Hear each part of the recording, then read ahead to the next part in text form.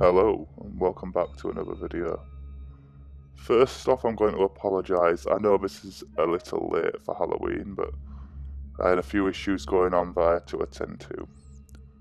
Let's make sure this is a good video and long enough to make up for me missing the night. So, story 1, here we go. Ordering pizza on Halloween never made sense to me. Shouldn't people be full enough with candy? My motorbike rattles to a stop at the address. I curse under my breath at Papa Vitali's pizzeria for making me drive on dirt roads in the middle of nowhere. 3 pepperoni pies can't be worth all this effort. A few seconds after I ring the doorbell, an elderly couple answer. Ah, thank you, dear, breezes the wife, hurriedly rifling through her personal money. You can just go ahead and leave the peaches on the front porch. You want me to leave your pizza on your doorstep? I repeat. That's what we're paying you for, isn't it? Barks her white-haired husband. Following the instructions of this wackadoo couple, I pop open the lids and prepare to toss the pizza on the floor. Wait, yelps the woman all of a sudden, her face going pale white. You forgot the blood. The blood? The fresh pig's blood we requested on our pizzas when we ordered. It's not on there. I guess we just assumed, that was a joke, 'cause it's Halloween. I give a nervous chuckle, expecting laughter, but the fogey's only grown more and more stony-faced. Look, lady, I don't know what to tell you, I interject. I don't even know why they put those little round plastic table white fingers in the pizza boxes. I just deliver stuff. If you and your husband really want to eat pig's blood then? Idiot boy, the pizzas aren't for us, shouts the man furiously, therefore... His voice trails off suddenly, as he notices something in the distance. Looking over my shoulder, I see a crowd of small figures approaching from the end of the road.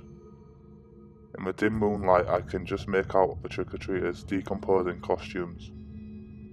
What are the odds of every kid on the street dressing as the same monster? That's when it clicks. I don't see any of the houses on my drive here. Only a graveyard. Panicked, I turn back to see that the couple have slammed the door in my face. Unless I can coat these pizzas in fresh blood within the next minute, I'm zombie chow. I still don't know what that little round plastic table thingy in the box is for, but pressing its jagged prongs against my forearm, I think I found one good use for it. Story number 2. A few years ago, when we were younger, 15, maybe 17, we used to hang around in a field doing what most teenagers do at our age, drinking. We chose this spot because we knew there weren't any houses nearby, so we didn't disturb anyone, and chances are the police wouldn't give us much bother, but I digress. Anyway, the field was pretty much in the arse end of nowhere and it was pitch black. To get back to civilization, you had to walk a few minutes to the other side, past a random shipping container, then onto a gravel track. You could see the shipping container from where we were hanging out. At 11 PM there was only 3 of us left, myself and 2 friends. Everyone else went to hang out elsewhere, so my 2 friends and I start walking back to civilization to find our friends. Just as we passed the shipping container, one side of us friends just looks back and says, "Did we just leave someone?" Now, it's worth noting that we weren't drunk or high, we had just had a couple of beers, so I spun around to see what my friend is talking about, and I see a dark figure just leaning against the shipping container, not moving, just staring at us. Of course we could see who it was, as it was dark, but there was definitely someone stood there. We assumed it was just a friend playing a prank on us, so we started walking towards them and telling them to stop screwing around, and asking where everyone had gone. As we got within a few meters of this person, he growls at us, "Don't come any closer, or I'll bite your fucking nose off." We instantly stop dead in our tracks and my friend picks up a broken piece of glass just in case. I ask him who the fuck he is and he replies in the most sinister yet calm voice, "I'm a boogeyman." Fuck that. So we make a brisk exit and find our friends about 15 minutes later. We asked them who it was fucking with us and they all had no idea what we were talking about, and everyone was there, so it couldn't have been anyone that we were with. We grab a couple of our friends and go back to mine to get weapons. I live about 10 minutes from the container. We grab hammers, sticks, a shovel, you name it. We wanted to find out who this creep was, but we didn't know what their intentions was. We get back to the container, but there was no one there. We look around the container, on top of the container, in the trees, bushes, the field everywhere, nothing to be found. As we started to walk back past the container, I noticed a little yellow square on it that definitely wasn't there a few minutes before. It was a note. It had only 3 words written on it, but they were the 3 most chilling words I've read. I see you. Safe to say we booked it the fuck out of there and never went back.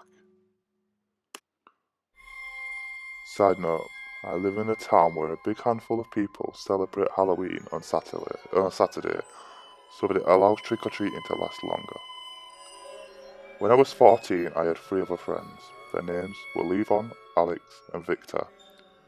Victor is a black Hispanic and is a brother to Alex, who is a white Hispanic. I'm a black American, Levon is white American, and we're all 14, except for Alex, who's 15. We were going out trick-or-treating, and this was the last year for us doing this. I went as Jason, since I was somewhat tall and skinny. Alex went as Freddy Krueger, since he was short. Alex went as Candyman, seeing as we couldn't find any other popular black horror characters, and Levon went as Freddy FNAF. We didn't want him to, but he already bought a costume. We lived in a rural area, but still got a good amount of candy. After at least an hour of this, it started to get late and people started to pack it in. We were still roaming though. We saw a bucket on a porch and I got excited. Until I went up to it and realised it was empty. I was about to turn around and walk away when I saw a man staring at us through the window. He wasn't aware what I saw him, and at that point I felt officially creeped out. I power walked away from the home, but before my friends could ask what was wrong, the man popped open the door and stepped out. He was a bold old man who stepped onto the porch and said to me that he could get us some candy. I politely declined, but he insisted. Alex stepped up and said that it was fine, we already had plenty of candy anyway. We calmly walked away and I didn't tell them about how that guy was staring at me through the window. After a bit we started to approach the woods and decided we were done. We all decided to head back to my house for a sleepover, and we took a shortcut through the woods. All of a sudden we heard a bunch of branches snap behind us. We were somewhat scared and Alex whipped out a pocket knife. Silence ensued for 3 minutes and Alex motioned to walk as quietly as we could. We did, and made it about 6 steps before we heard somebody start to run. We all ran like hell and were able to outrun whoever was chasing us. We ran up my porch steps and into my house and quickly shut the door behind us.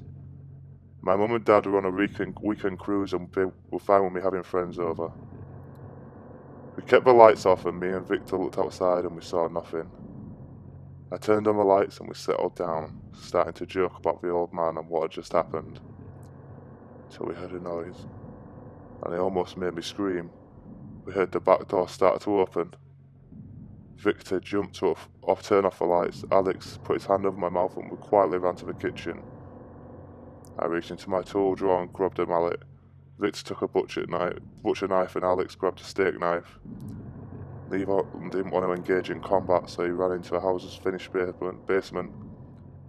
We slowly walked to the back door. Alex's plan was that he would stab his leg, Victor would stab his other leg, and I would slam him out into his face to knock him out. We hid to get ready for the plan. The person walked through an arch and bam, he screamed in pain as Alex and Victor stabbed him. I slammed the mallet into his face as planned. Not only did it knock him out, but it broke his nose. The man was not the same man from earlier offering us candy. He was a somewhat buff man who looked to be in his early 30s. Alex called the police and they came quickly. Since Victor was 5'4", he pretended to be 18. He said that the man busted into a house and we knocked him out. After the explanation, the police hauled the person away. Me and Victor went down to the basement to join Levon, while Alex cleaned up the blood that spilled out of the guy's leg. I told Levon what happened and he got hyped and we all started to joke around. When Alex came downstairs, we played Friday the 13th and joked a lot. However, I can't help but get a sinking feeling that the person was somehow connected to the old man who offered us candy. This is my true Halloween story from when I was one of the older trick-or-treaters on the street. Yes, my friends and I kept the spirit alive, perhaps a bit long. Years ago, I lived in a large, short subdivision neighbourhood just outside of town, with a nice house density for maximum candy maximalisation. This was in a time when many of the families went overboard with decorations, and haunted houses were built in the garages of houses on most streets. As the sun went down and the small trick-or-treaters followed out into the wild urban streets, my mother let me leave candy duty, and I put on my full body cat costume with a full face mask. I spent months on it, using a wolf mask as a base and adding bigger teeth, fur patches and claws to my eyes. It was vicious, and I loved it. Looking back, I probably looked like every other animal costume, but maybe not. I met with my friends at the local diner and we spent several hours in the dark night canvassing the homes, going through the haunts, and we stepped twice at my buddy's place to drop off shopping bags of candy and get empty ones. I loved the smell of rotten leaves, the candles crisping pumpkins, and the echoes of screams on the night air. As the evening wore on and the air grew so cold that I could see my frosty breath, we entered on the rear side of town. Away from my home, I split off from the rest of them, carrying bags of bounty back west. There were still a few trickers out, but the numbers had thinned, and it was a long way to go. I made a beeline through a loop and I didn't frequent, and at the T-junction at the top of a long hill down towards my house I heard hooting and howling. As I made the left onto the hill, a gang of ne'er-do-wells decked out in rubber masks approached, and one of them called out to me, "What have you got there? Get over here," and caught the attention of the others. I was carrying 3 bags of candy. The adrenaline kicked in. I knew the voices of some of these guys and they were much older than me. "Stop, or we'll break your head," the other called, and reflex kicked in. I sucked in a blast of cold and bolted down the hill, feet ripping at my costume as I asked my body to do just for one thing. The entire gang took to the chase and sprinted after me. My bags sloshed against my sides and I pushed harder. We ran perhaps a half a mile before most of the group tired and gave up, but 3 of them persisted. One wearing a Michael Myers mask with mechanic overalls, one a lousy sheet ghost, and the third a political satire mask. I peered back only long enough to see the second and third slow to a walk while Michael cranked on. I was not that athletic, but I had done track that summer and could keep my own. But this guy was something else.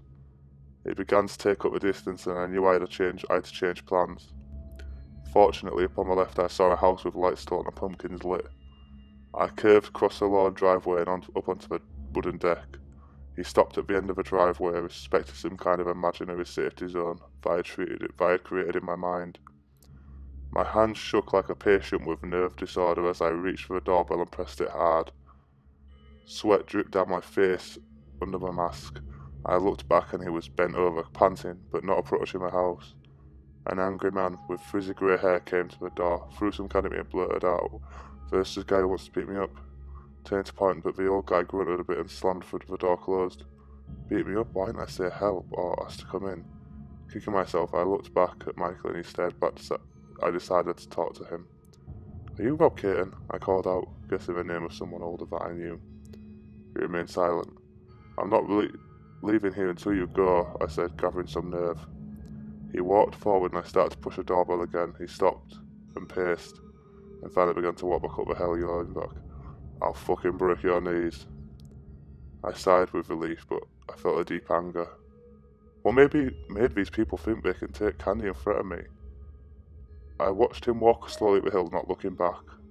I could have ended it there, but I didn't. Peering over the side of the deck, I saw toys and a baseball set up in the side yard of this frizzy old man. I hopped over the railing, down the wet grass, and picked up an aluminium bantam bat. It had a tight rubber grip, and I felt bitterly cold in my fingers. I stuffed the candy into a bush beside the deck and tucked the bat into the arm of my cat costume and started to head up the hill. Michael heard the footsteps and turned round. He'd unzipped his overalls down to his waist, probably sweating like a fiend. I want an apology. You apologise for chasing me and threatening me. My own voice wavered in my ears. I sounded like an idiot. He laughed. Have you heard how painful a broken knee is? It's terrible. It's the worst pain a person can experience. And I'm going to give it to you, he said. Dead serious. I slid the bat down my arm halfway by releasing grip with my fingers. As he lunged at me, I swatted him across the face with my bat, only to hear a resounding clang like the clatter of a large doorbell. Blood poured off his cheek as he fell to the ground, tearing my costume with his fingers clamped on. He screamed at me and yanked at my arm. I only remember him profanely saying he would kill me as he pulled me to the ground. That bat came down into my hand, and with just the free arm I smashed him across the back. Then I smashed his leg, and his iron-like grip released. He said nothing but groaned. The attack was over. After I got back to my feet, I put the bat in both hands and gave him a good T-ball slug in the ribs. He moaned, Stop, just stop, to move his hand out. I turned and left to get my candy. As I reached the house, I could see him hopping to the top of the hill and around the corner on one foot. When I got the candy, I saw that the bat had blood on it, so I took the bat with me. The next day I went to the store and bought another bat, some brand, same size, left it in the yard with their toys. I kept that bat under my bed for the next 10 years, and it kept me comfortable at night knowing it was there. I checked the papers and listened to all the town gossip for the next couple of weeks, but nothing came of the incident. Eventually I found out that someone at the other high school near town had gotten some severe bruises from jumping over a tall fence on Halloween. An aluminum fence, no doubt.